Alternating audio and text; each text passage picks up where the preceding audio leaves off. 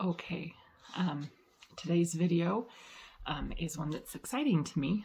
I really enjoy speaking on past lives, reincarnation, the circle of life. There's so many things I love speaking on this, partially because I myself have been shown, and my husband have been shown such a huge amount of my own past lives, like my husband's past lives, our children. We have seen our children in many different past lives. And so like it's fun to see this interlink, like this whole, it's like a tapestry, a tapestry of all of our lives and all of our lessons and gifts and all the things we've done to become who we are today. Because we're so much more than we give ourselves credit for. Like, we're so much more. What we know, our natural abilities, our talents, just like who we are, what we're drawn to. It's so fascinating. And well, part of the reason why I love doing videos on this is because years ago, back when I was very deep in my religion, a Christian religion, and this religion taught nothing about past lives, ever having been here before. They don't believe in it at all. And God started like showing me 3 nights in a row. Each night he showed me a past life with specific memories, a whole handful of specific memories. And then he had me wake up right after seeing all these things. And then at the time, I went straight to the scriptures and in prayer, like, what are you trying to teach me? Because it was very real. It wasn't like a dream. It was like, I have a video on this if you want to watch it, but it was absolutely real. Just like powerful, real. Very different from a dream. Like, well, that's interesting. But anyway, back then I knew nothing about reincarnation. I knew nothing. And so I had to go outside of my church and my religion to find answers. Because I'm like, and of course, in the time I still believed fully that the church I was in was 100% the true church, and that my leaders were 100% not just true leaders, but God's anointed. Like, I believed it all, guys. I spent my whole life in it, so of course. And a lot of Christian religions kind of believe and teach the same thing about this is your one chance. And immediacy is one thing I want to discuss here. Because Christian churches, this actually isn't about past lives right now, but it feels like I should speak about this. Christian churches often, and a lot of places, I would say this is used a lot of places, immediacy is used to create fear. So imagine the Christian church saying, Jesus is coming.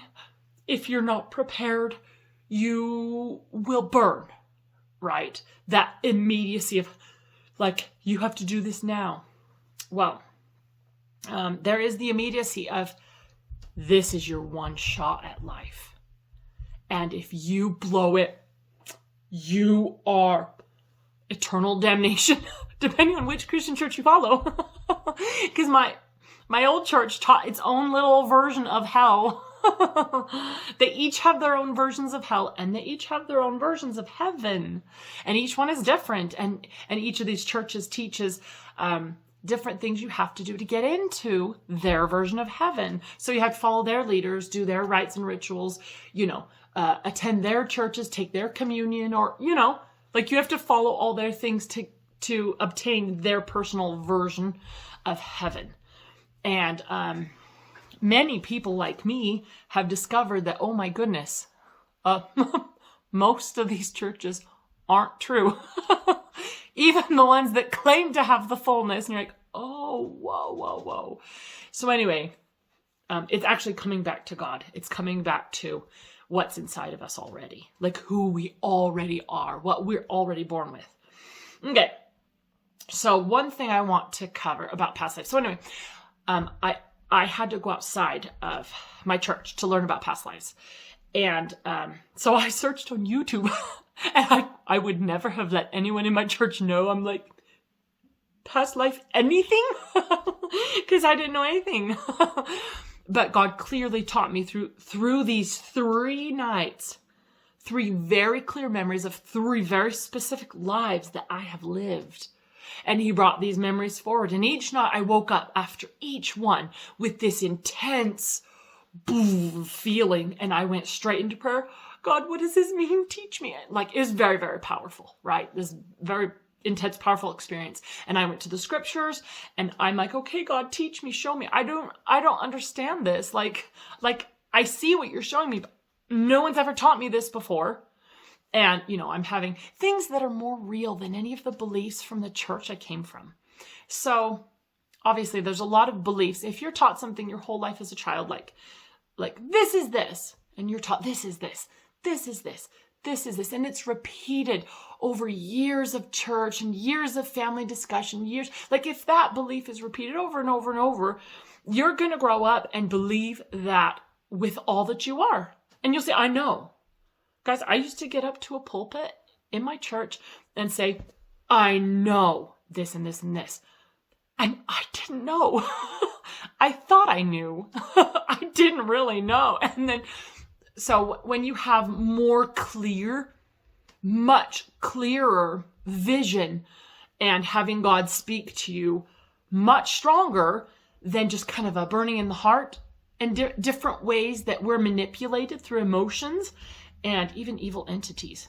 Evil entities can cause all sorts of feelings and emotions, and they can trigger things when they want things to be triggered. They can whisper things. And if you think you're having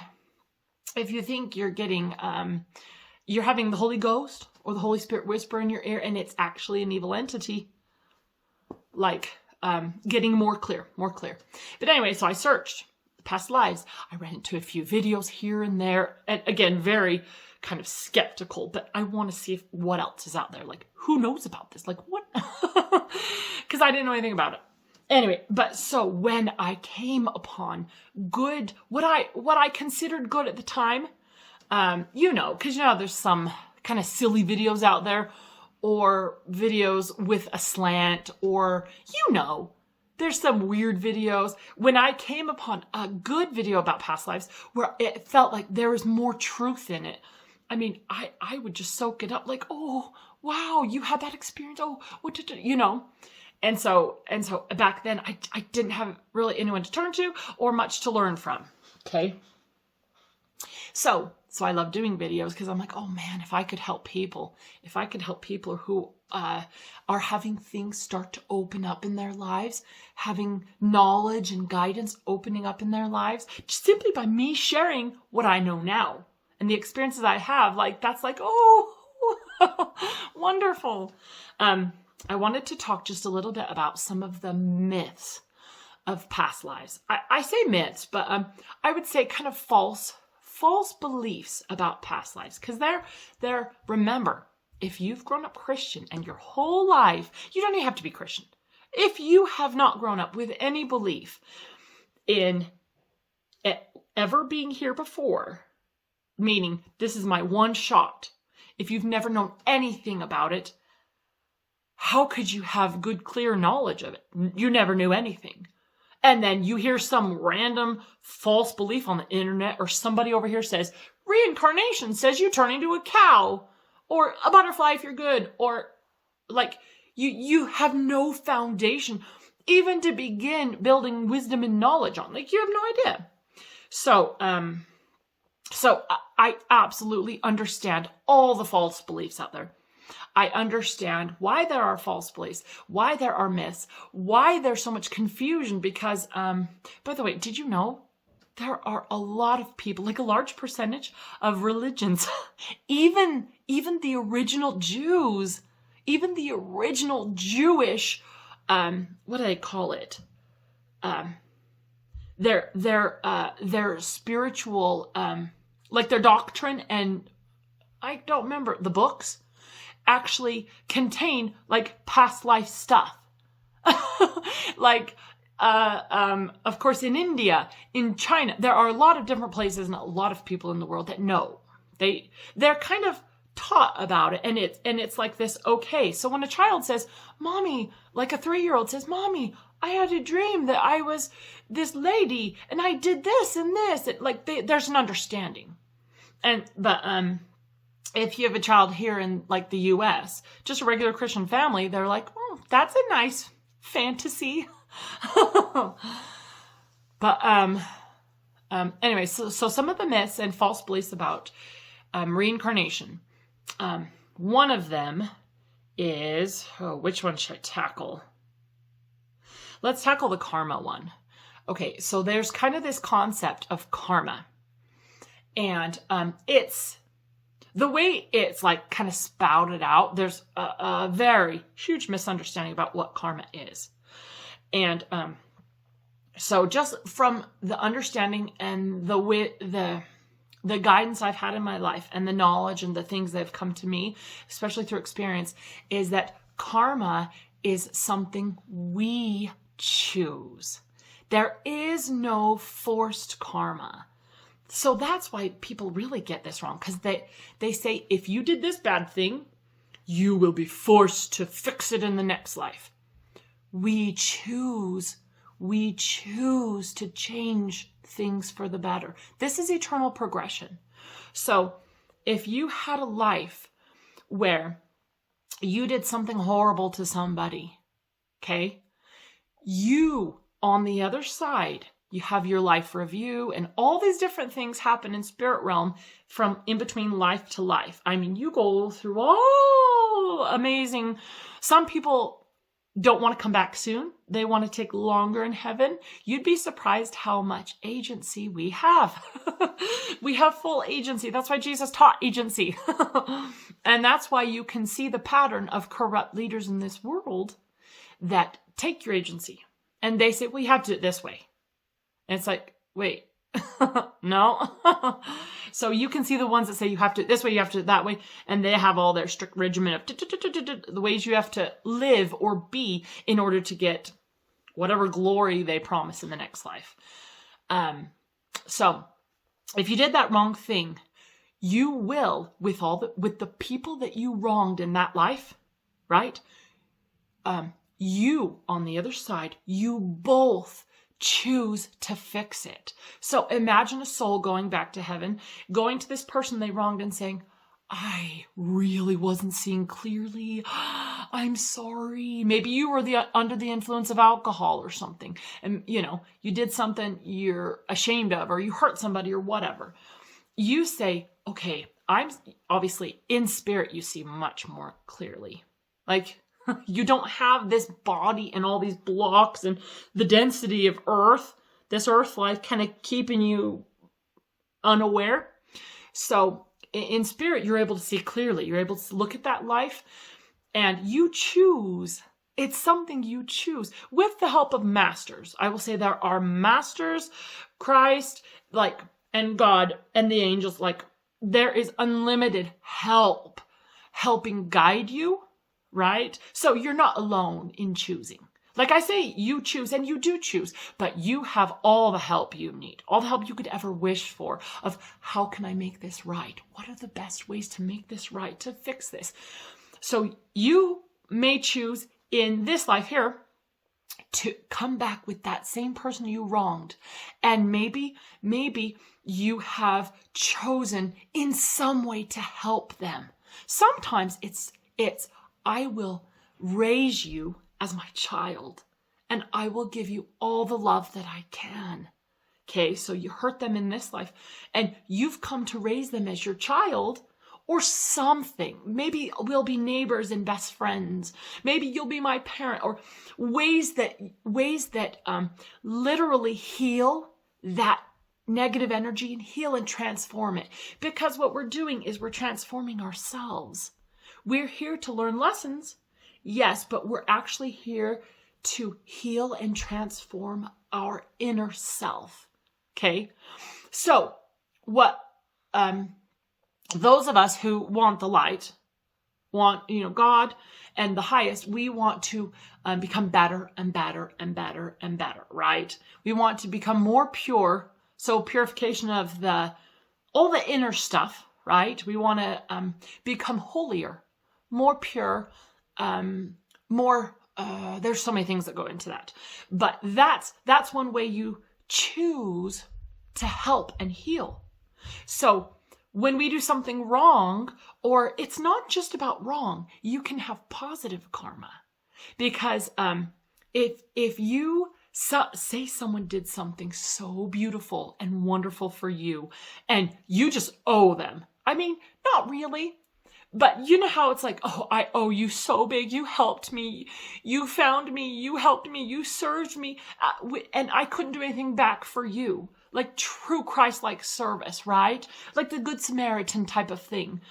And you love and are grateful. I'm telling you, you're going to choose in this next life, you're going to make some, not so much promises, but it's more like a good debt. Not so much a debt, but it's like, I owe you and I am going to pay you back. And so you'll choose to come into this life for that person, and you will pick a plan where you are able to help your Good Samaritan and do much good in their life. So karma isn't all bad. It isn't forced. Again, we choose how we can progress and heal. Okay. And so it's honestly, it's all about spiritual progression. It's all about eternal progression, but you don't just get one life for progression. We've had many, many, many lives. So when they talk about karmic debt, we choose to fix things, just like you choose to fix something in this life, right? You stole something from the store. Oh, I shouldn't have done that. You go to the store and you pay them back, and you say sorry, or whatever it is. Say sorry to the person you hurt. We choose to fix things in this life. It's no different. Like you choose to help and fix things, like fix things you did wrong, or if someone did wrong to you, and you want to help them progress. Remember, we're brothers and sisters. Guys, we're brothers and sisters. We all love each other very much, even though we have wars and all these things, and some people think they don't love someone. We actually really do. Even the people that fight against us and hate us, love thine enemies, right? That's what we're here to do. And so if someone harmed you, you love them and you want to help them. And if indeed, in between a life, you say, okay, you were like, how can I help you? Because you kind of darkened your soul through whatever act or whatever. It could be just not being nice their whole life, just bitter and angry. I don't know. And you say, okay, well, I want to help you. And of course they feel bad. And then you rearrange things with the help of masters to right, not just right the wrong, but also help their soul progress. So we want to help each other progress. That's why I'm here doing these videos, because I want to help other people progress in knowledge, in wisdom, and in light. Because the more you know, well, the more you grow. But you can, it's not just about knowing with your mind, though. It's about when we open up to greater truth, like we literally open up our heart and open up our mind to greater truth, God can give us more. He can pour more of his light and understanding into our souls. So I think probably the biggest part is being humble. Just being super humble, like laying ourselves bare and what we think we know, and because I have it all down, it's like opening up and laying ourselves bare, like, okay, God, you know more than me, teach me.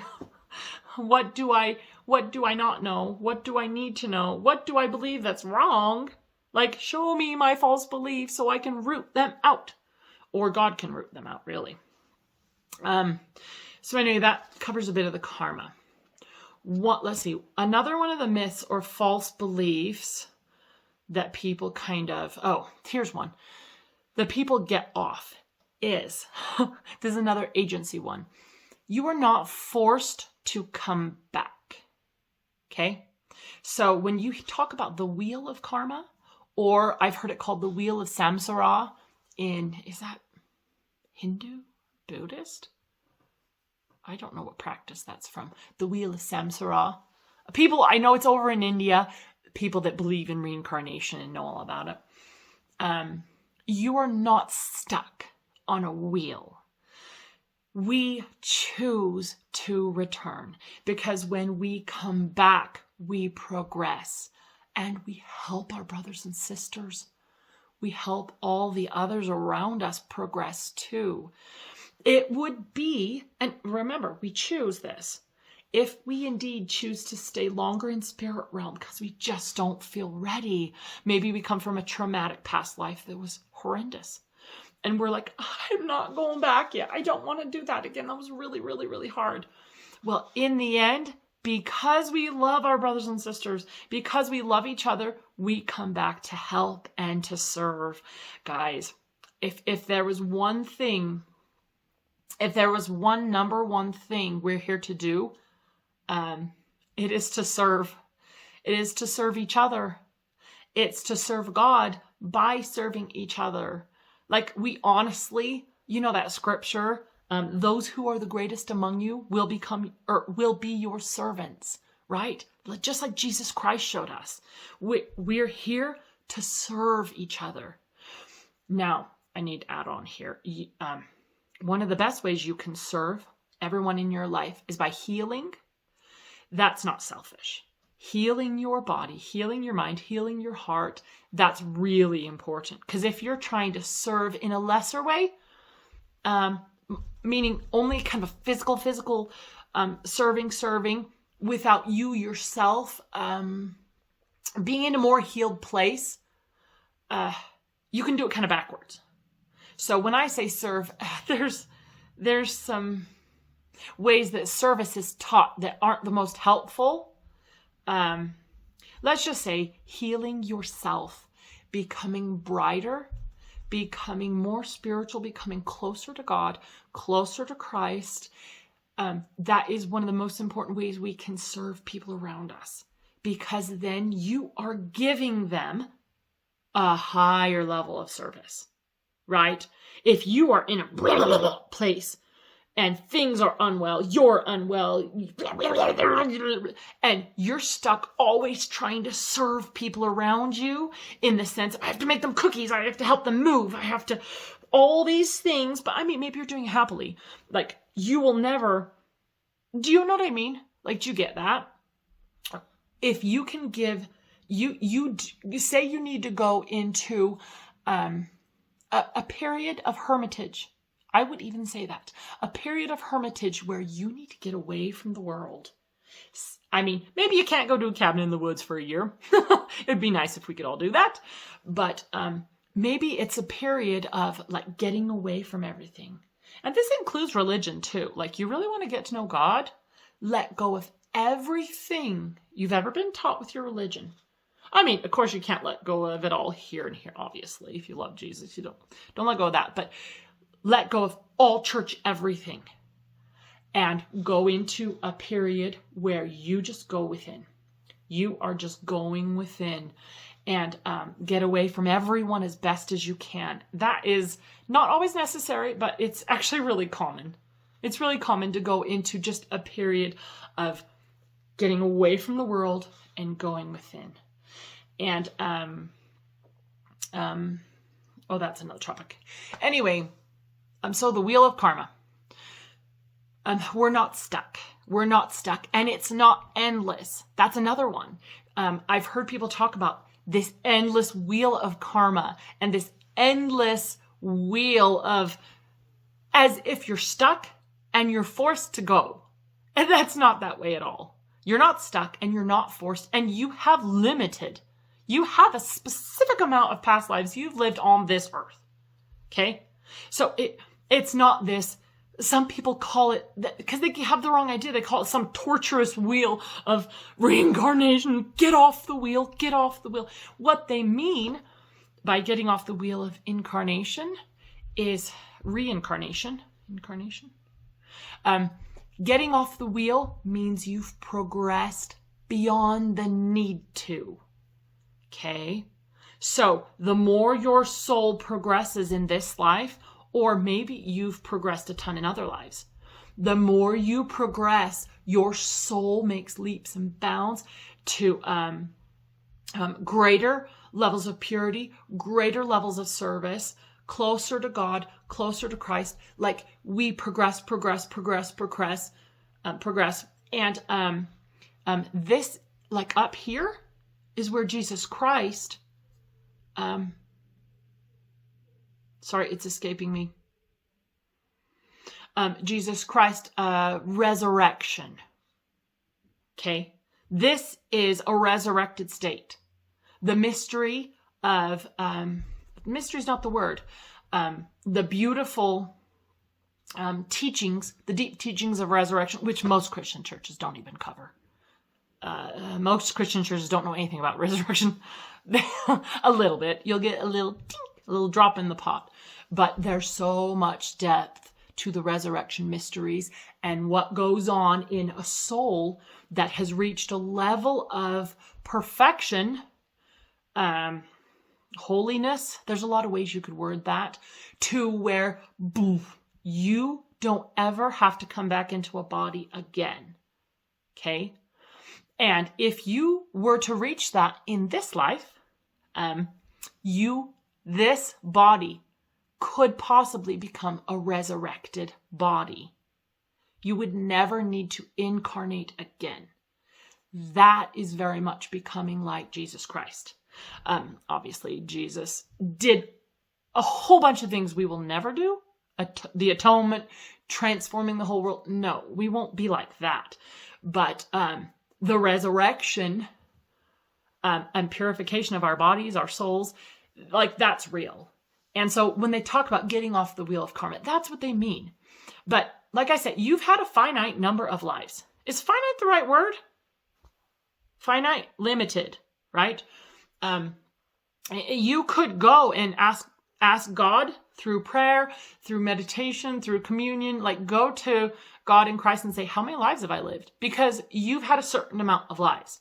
It's not an endless loop. That would be more like a hell state. That's not, we're progressing. And you get to a level of progressing where I've conquered this reincarnation for this particular planet. Like I've conquered this earth realm in this sense. And I say conquered, not really. That's like gamification. No. But you can reach that place. And that's what we're all aiming for. Like those of us who are on a light path, there's evil that is going darker and darker and worse. But those of us that are on the light path. So the wheel, it's not forever. It ends. Like you're not stuck on it. Okay. And again, you choose to come back. So it's not this endless loop, because that seems just terrifying to people. That's a big myth. What other myths and false beliefs? There's so many. I see people say things all the time. I'm like, oh, where'd you hear that? What God taught me here has nothing to do with some of the things being spouted on the internet. I'm like, oh, that's not true.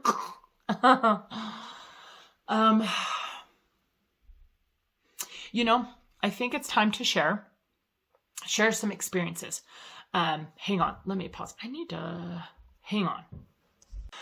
Okay, sorry, I was checking the time. I want to share just a couple examples here of some of the lessons that we've learned through past lives, ways that we learn from then coming into our current life, and just it's so powerful. Excuse me. Okay, let me talk about my daughter Beth, because when this was happening, I had no idea. I had no idea, but God has shown me and taught me so many things since then. So she's now 4, but she was about 2. when this happened. Was it 2? My 2-year-old at the time, daughter Beth, she swallowed a magnet, like a lithium battery, and a little magnet, really strong, tiny, itty bitty tiny magnet. She swallowed one. I think she swallowed it when we were moving, because all the drawers got pulled out. We were moving from our old home to our new home, and I'm almost positive she swallowed it then, because we were unearthing everything from the cupboards and the drawers to move, right? And then those magnet beads we had here, one of my kids got them as a Christmas present, and they were really, really fun, but we got completely rid of them after this incident. I'm like, no more magnets. But anyway, she swallowed one, and then she swallowed the other, and they drilled holes in her intestines. Okay? So the magnet was drawn to the lithium battery, and she could have died so easily from this. The nurse was saying, like, a large portion of the battery things, where the battery breaks open inside of them, they don't make it. Children that swallow batteries, it's a high percentage of just, is it mortality? High mortality rate of people that swallow batteries. Anyway, so we were in the hospital for 5 weeks with this. Surgeries, you name it. She had surgery after surgery, and then she was throwing up green bile and this and that, and it was very long time. It was, I can't say it was entirely horrible or difficult. I was in a very calm and peaceful place in the hospital with my daughter when I was there.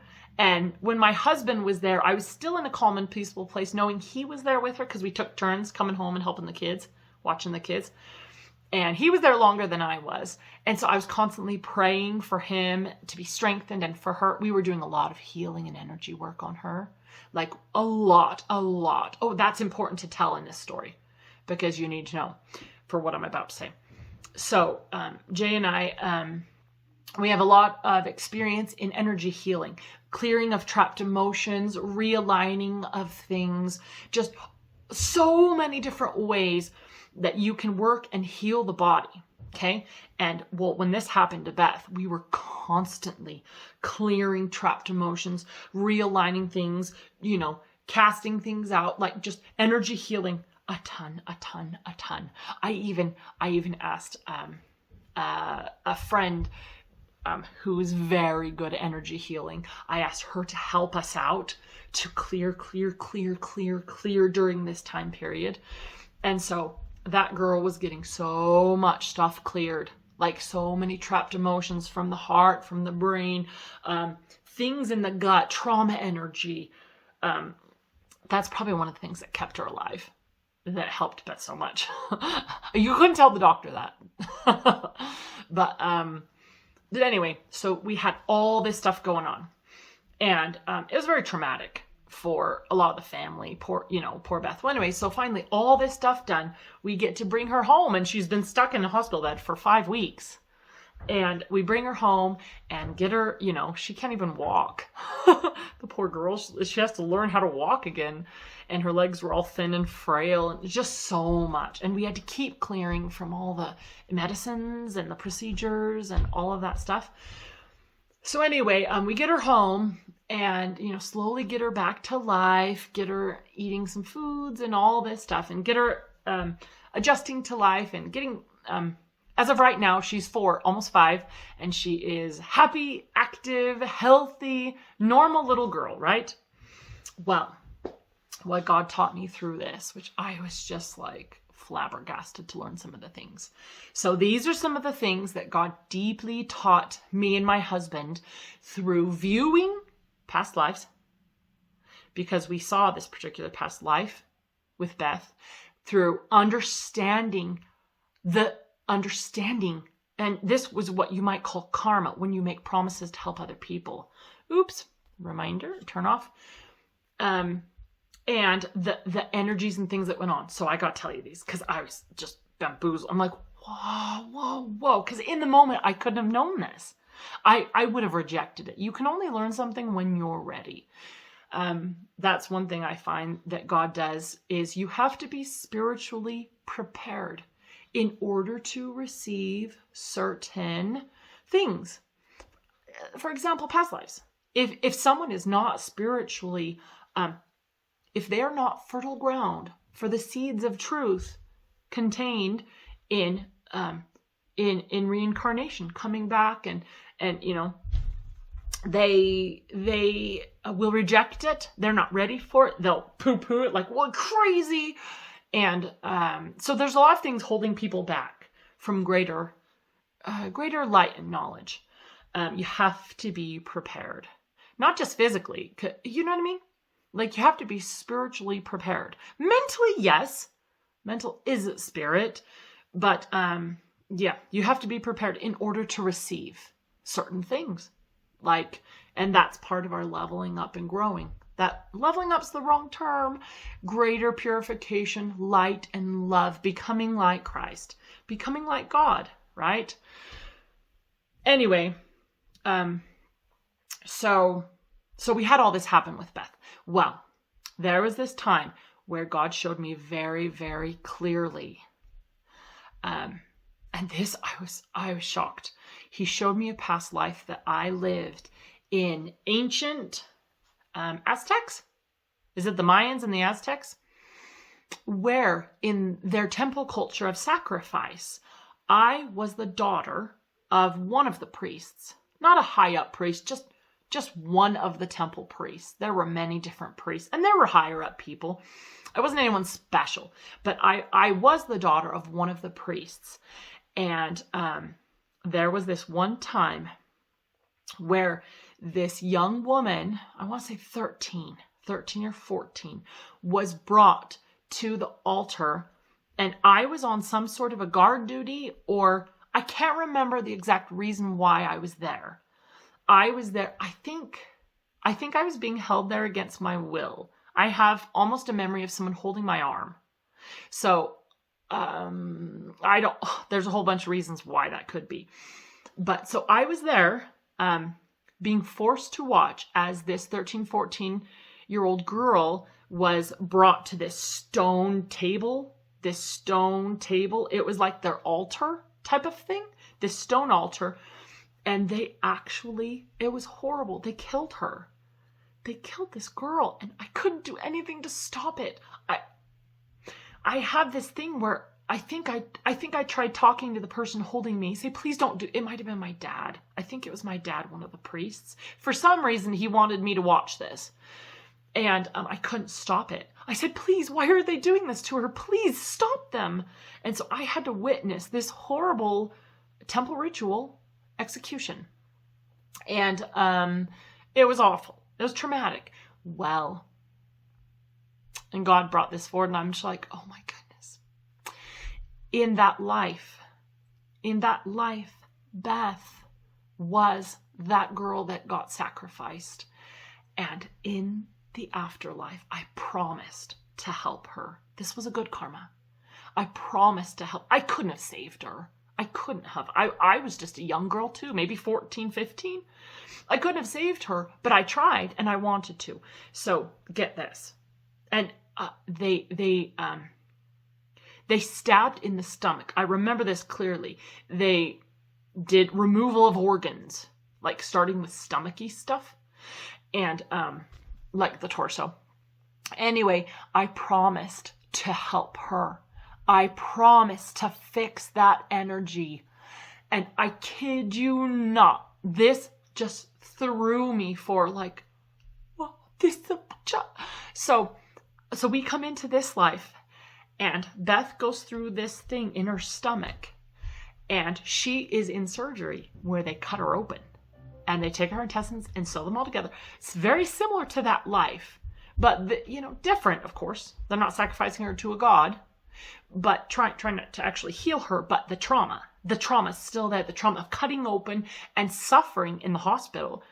And I held her through most of the time. She was as much as I could, right? She was in the bed a lot, but I held her, and I was there for her, and I loved her through it. And we, like, this whole thing, giving our heart, our talents of energy healing and all these things to help her get better and get out of that hospital, right?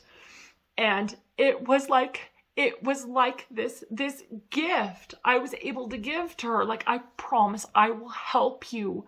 I will help you and heal you and transform that trauma, that awful trauma she experienced in being sacrificed. And that was a long, long time ago. Okay, that was a long time ago. That was one thing God showed me. And I was just like, it's too, like, honestly, we cannot know everything. Guys, we're just not ready. We cannot understand. I mean, when they talk about the mysteries of God, I don't know how long it's going to take to even learn a 50th of them. It's just like, whoa, whoa, whoa, whoa. Another thing, here's another thing. Beth chose this. Remember, so I know this sounds crazy because a lot of people are like, whoa, nobody would ever choose that. Beth did choose this. She chose, okay, I'm going to have this happen. And I promised to be there to help her through this. One of the reasons why she chose it was for spiritual growth, because guess what? My husband and I and my friend doing huge amounts of healing and clearing on her soul and her spirit. Guys, we were doing it every day. I've never worked on someone that much, like in such a short period of time. So Beth chose this because she knew she would make an intense leap in spiritual healing. Because, let's be honest, we would never have worked on her that much if life was normal. I mean, my husband and I do help clearing and healing on our children and ourselves. But because she had this emergency situation, she got at least 100 different alignments and trapped emotions cleared. Like, she was getting over 100 intense spiritual things going on every single day for 5 months. I mean, and I didn't know at the time, because at the time we were like, you know, God, help us. We need to save her life. And, you know, because, you know, we just wanted to heal her and get her better. But I didn't know that she chose this because her life would have been like this. Like, you know, the spiritual progress might have been like this. But because this trauma, which she chose, made a spike, like a huge, intense amount of healing and clearing, trauma clearing from many different lives. We cleared a lot of issues from a lot of past lives. This little girl made this huge leap. And I did not know at the time. I would never. Me in this life, with this little human brain, I would never have chosen for my daughter to go through that. Hello. But our souls and our spirits knew so much more. We know so much more. We chose that before we came here.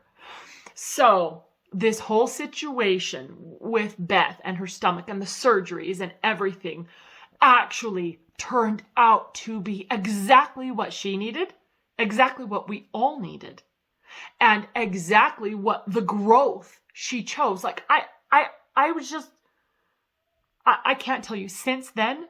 I mean, you know, quite a while since then. I mean, I didn't start learning these things till at least 6 months after. God wouldn't have started trying to teach me this while I was all sensitive. Like, oh, my baby's alive. But all that I've learned since then, I've found gratitude. Like, thank you. Thank you for knowing more. And thank you to your angels, because they are constantly bringing things through for you. Constantly bringing things through to help you, because they know the promises you made. They know the commitments you made. All the contracts.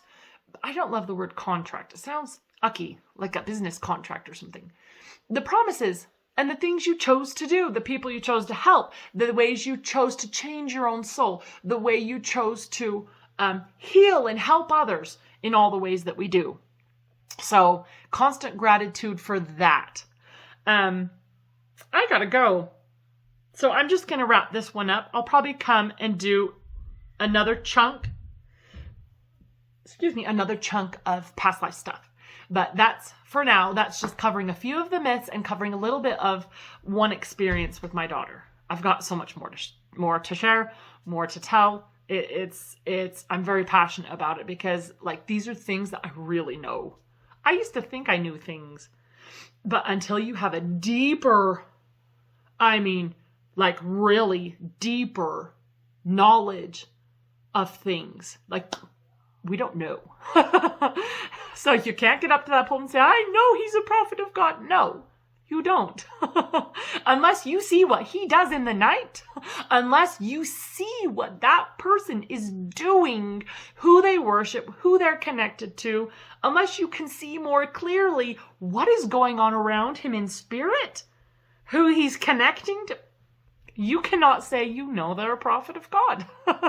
I used to get up and say that. I didn't know it all. But I know now. At least there's certain things I know now. There's so much more to know. But man, it's a journey. It's a journey. Okay. All right. Thanks, guys. That was fun. I'll have to come back and do another past life one because there's so much to cover. So much to cover. And I'm very passionate about it. I love talking about it. All right. Thanks, guys.